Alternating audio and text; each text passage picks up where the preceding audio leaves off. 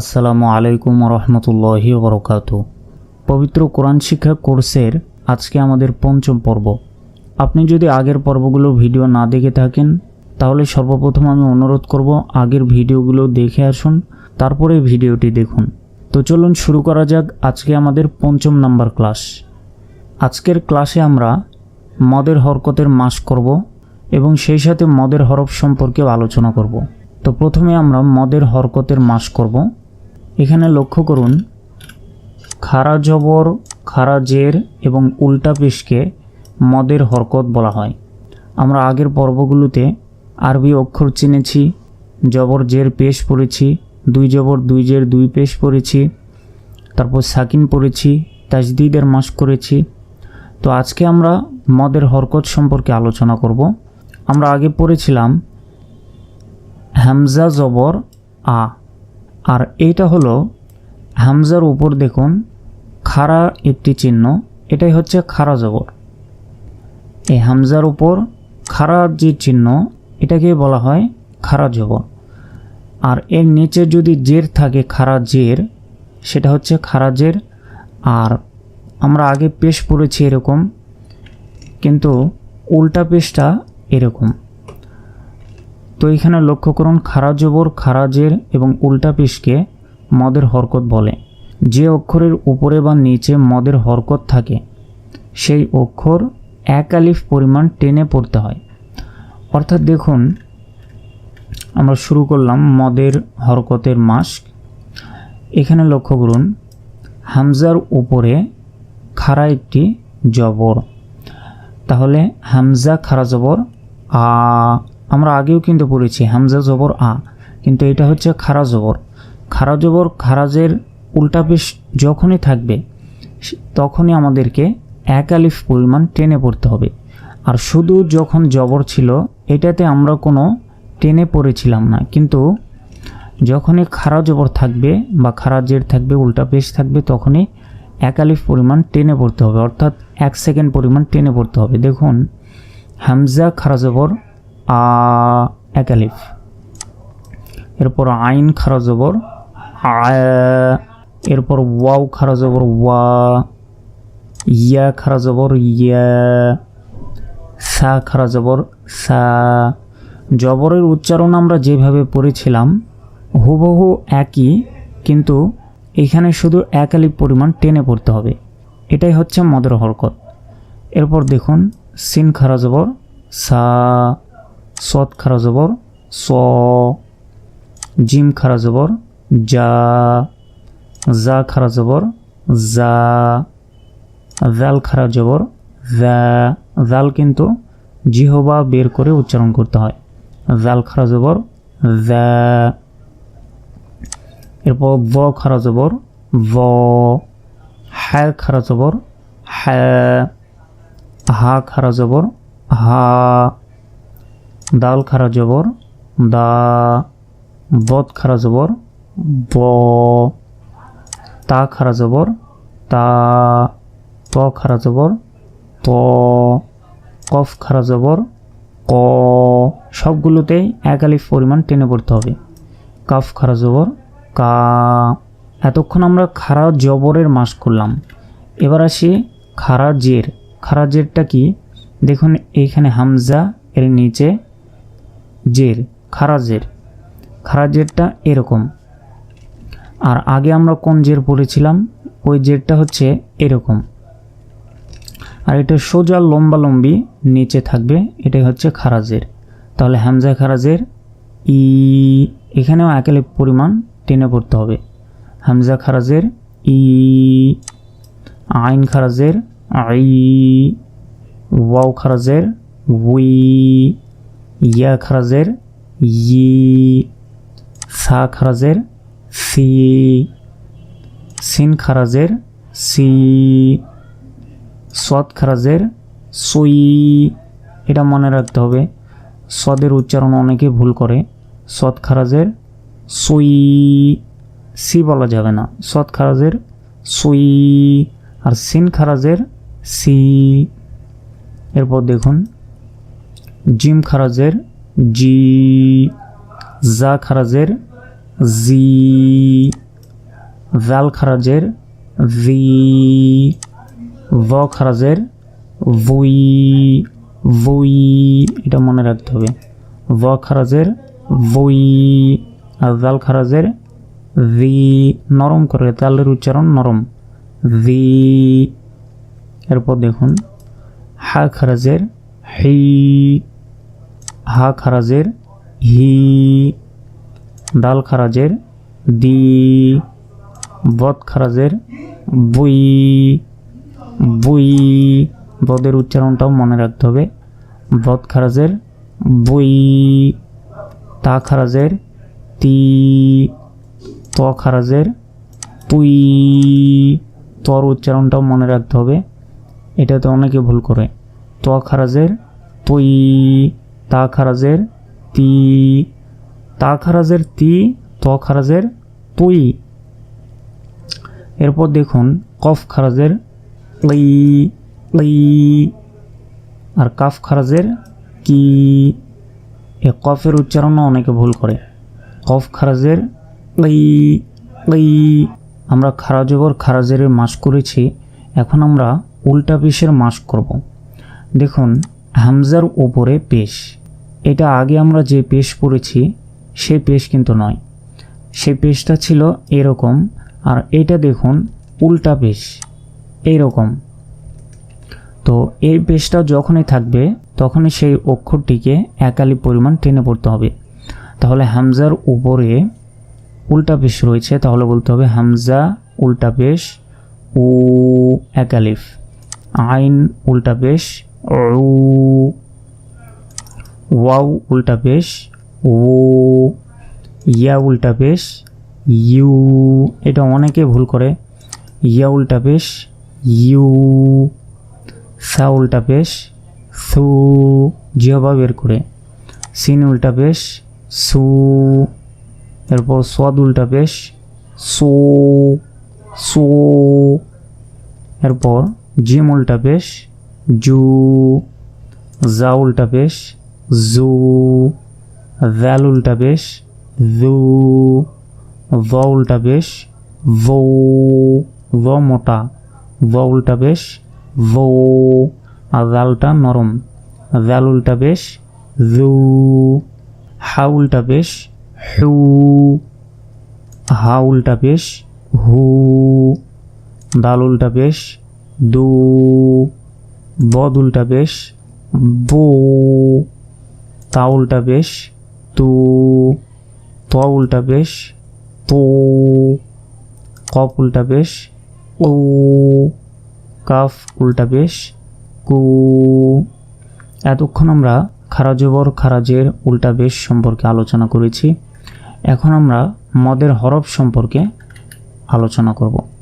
দেখুন মদ শব্দের অর্থ হচ্ছে টেনে পড়া। মদের হরফ তিনটি, একটি হচ্ছে আলিফ, ওয়াও, ইয়া, এই হচ্ছে তিনটি মদের হরফ, এটা মুখস্থ করে রাখতে হবে। আলিফ, ওয়াও, ইয়া, এই তিনটা কিসের হরফ? মদের হরফ। জবরের বামে খালি আলিফ, জেরের বামে ইয়া সাকিন ও পেশের বামে ওয়াও সাকিন থাকলে এক আলিফ পরিমাণ টেনে পড়াকে মদ্দে আসলি বলে। আমরা এখন যেটা পড়ছি এটা হচ্ছে তাজবিদ সহকারে আমরা কিন্তু কোরআন পড়ছি। তাজবিদ সহকারে আমরা যদি কোরআন না পড়ি তাহলে আমাদের টান গুন্না ঠিক হবে না এবং কোরআন মাজিদ সহি শুদ্ধভাবে আমরা পড়তে পারবো না। তাই অবশ্যই আমাদেরকে এই তাজবিদ অনুযায়ী কোরআন শিখতে হবে। তো সেজন্যই আপনাদেরকে তাজবিদ সহ আমি কায়দা মাস করাচ্ছি। এইখানে দেখুন আমরা কিছুক্ষণ আগে পড়েছি হামজার উপর খারা জবর থাকলে সেটাকে এক আলিফ পরিমাণ টেনে পড়তে হয়। হামজা খারা জবর আ, এরপর দেখুন হামজার পর ওয়াও, ওয়াওয়ের উপরে সাকিন রয়েছে, হামজা ওয়াও পেশ ও। এখানে লক্ষ্য করুন আমরা এক্ষুনি কি বললাম, পেশের বামে ওয়াও সাকিন থাকলে এক আলিফ টেনে পড়াকে মদ্দে আসলি বলে। তাহলে দেখুন পেশের বামে এই হামজার উপরে পেশ রয়েছে, তাহলে এই পেশের বাম দিকে ওয়াও সাকিন, ওয়াওয়ের ওপর যখন সাকিন থাকবে সেটাকে বলা হয় ওয়াও সাকিন। নুনের উপরে সাকিন থাকলে সেটাকে বলে নুন সাকিন, মিমের উপরে সাকিন থাকলে সেটাকে বলা হয় মিম সাকিন। তো এখানে ওয়াও অক্ষরটির উপর সাকিন রয়েছে, তাই এটা হচ্ছে ওয়াও সাকিন। তো দেখুন পেশের বামে ওয়াও সাকিন থাকলে একালিফ পরিমাণ টেনে পড়াকে মধ্যে আসলি বলে। তাহলে হামজার উপরে পেশের বামে ওয়াও সাকিন, এটাকে এখন আমরা একালিফ পরিমাণ টেনে পড়ব। কারণ কি? কারণ এই ওয়াওটি হচ্ছে মদের হরফ। তাহলে হামজা ওয়াও পেশ উ। এরপর দেখুন এই হামজার নিচে জের রয়েছে এবং ইয়ার উপরে সাকিন রয়েছে। তাহলে এই ইয়া কিসের হরফ? ইয়া কিন্তু মদের হরফ। মদের হরফ তিনটি, আলিফ ওয়াও ইয়া, এখানে ইয়া এসেছে, তাই জেরের বামে ইয়া সাকিন এসেছে। দেখুন এখানে কি লেখা আছে, জেরের বামে ইয়া সাকিন থাকলে একালিফ পরিমাণ টেনে পড়তে হয়। তাহলে এই যে হামজার নিচে জেরের ঠিক বামে ইয়ার উপরে সাকিন, তাহলে ইয়া সাকিন। হামজা ইয়াজের ই, তাহলে কি হলো আ উ ই, সবগুলোই কিন্তু একালিফ করে টান। এরপর দেখুন আইন জবর আ, এরপর আলিফ রয়েছে। তো এইটিকে উচ্চারণ করতে হলে আমাদেরকে বলতে হবে আইন আলিফ জবর আ। এইখানে দেখুন জবরের বামে খালি আলিফ, এইখানে এই নিয়মটি চলে এসেছে, জবরের বামে খালি আলিফ থাকলে এক আলিফ টেনে পড়াকে মধ্যে আসলি বলে। তাহলে এখানে দেখুন আইনের উপরে জবর রয়েছে, ঠিক তার বামে এই খালি আলিফ রয়েছে। এই আলিফের উপর জবরও নেই, জেরও নেই, পেশও নেই, এটা হচ্ছে খালি আলিফ। তাই আইন আলিফ জবর এক আলিফ টেনে পড়তে হবে।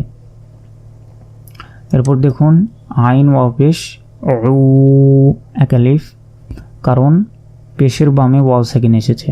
এরপর দেখুন আইন ইয়াজের আই, কারণ জেরের বামে ইয়া সাকিন এসেছে, তাই এটা হচ্ছে মধ্যে আসলি, এটাকে এক আলিফ পরিমাণ টেনে পড়তে হবে। এরপর সব নিয়মগুলো একই, আপনি ভালোভাবে এখন উচ্চারণগুলো ফলো করুন। দেখুন ওয়াও আলিফ জবর ওয়া, ওয়াও ওয়াও পেশ উ, ওয়াও ইয়াজের উই, এটা অনেকে ভুল করে, ওয়াও ইয়াজের উই। এরপর ইয়া আলিফ জবর ইয়া, ইয়া ওয়াও পেশ ইউ, এটা অনেকে ভুল করে, ইয়া ওয়াও পেশ ইউ। ইয়া ইয়াজের ই, ইয়া ইউ ই। এরপর তা আলিফ জবর তা, তা ওয়াও পেশ তু, তা ইয়াজের তি, তা তু তি। এরপর তো আলিফ জবর ত, ত ওয়াও পেশ তো, ত ইয়াজের তুই, ত তু তুই। এরপর সা আলিফ জবর সা, সা ওয়াও পেশ সু, সা ইয়াজের সি, সা সু সি। এরপর সিন আলিফ জবর সা, সিন ওয়াও পেশ সু, সিন ইয়াজের সি, সা সু সি। এরপর সোয়াদ আলিফ জবর স, সোয়াদ ওয়াও পেশ সো, সোয়াদ ইয়াজের সুই, স সো সুই। সুই অনেকে ভুল করে, সোয়াদ ইয়াজের সুই, এটা মনে রাখতে হবে। এরপর লক্ষ্য করুন জিম আলিফ জবর যা, জিম ওয়াও পেশ জু, জিম ইয়াজের জি, যা জু জি।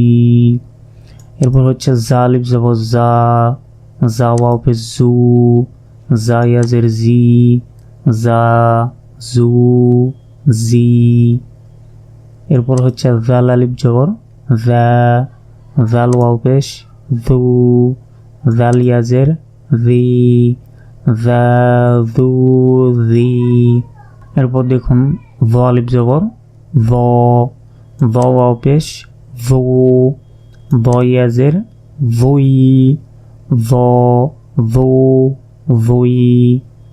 এরপর হা আলিফ জবর হা, হা ওয়াও পেশ হু, হাইয়াজের হি, হা হু হি। এরপর হা আলিফ জবর হা, হা ওয়াও পেশ হু, হাইয়াজের হি, হা হু হি।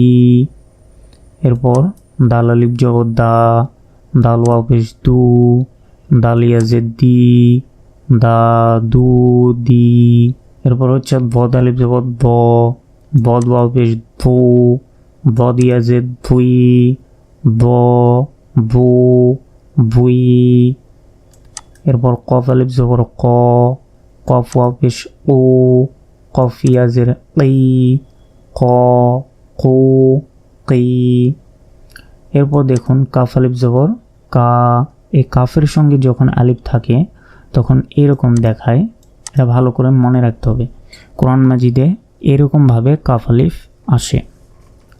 কাফ আলিফ জবর কা, কাফ ওয়াও পেশ কু, কাফিয়াজের কি, কা কু কি।